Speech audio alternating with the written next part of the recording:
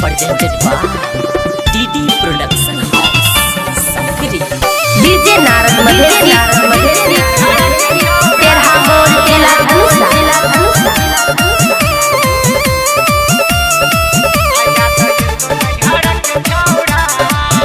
जखन जखन ले तो सैया कोरा आया गए तो नैहर के छोड़ा जखन जखन ले तो सैया कोरा आया गए तो नैहर के छोड़ा बिछा के बोरा गे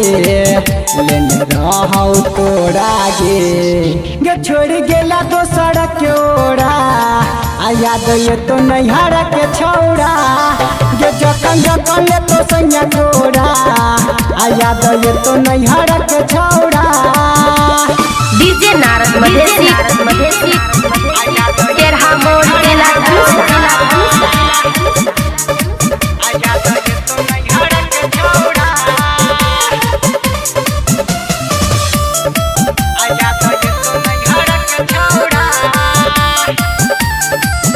चलो तोहरा यार बारा करे चलो प्यार रोज लगाबाई चलो जोगाड़ गे साथ छोड़ दिली गे दिला तोड़ दिली गे तोरा भेलो ने कनियो लाज गे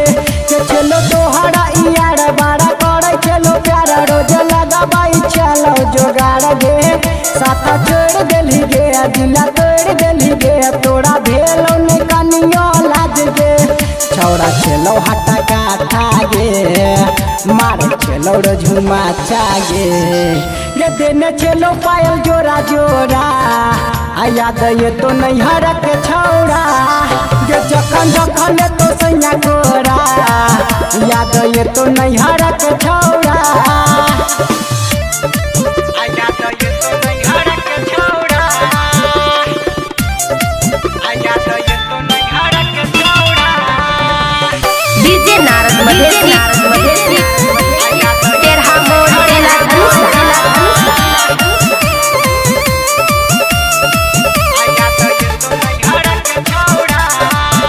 चली तू कुमार चलो हो कुमार रोज लूटाई चलो लहार गे होटा नाली चूसे चलो घर में घुसे चलो मजा मारे चलो के अन्हार गे चली तू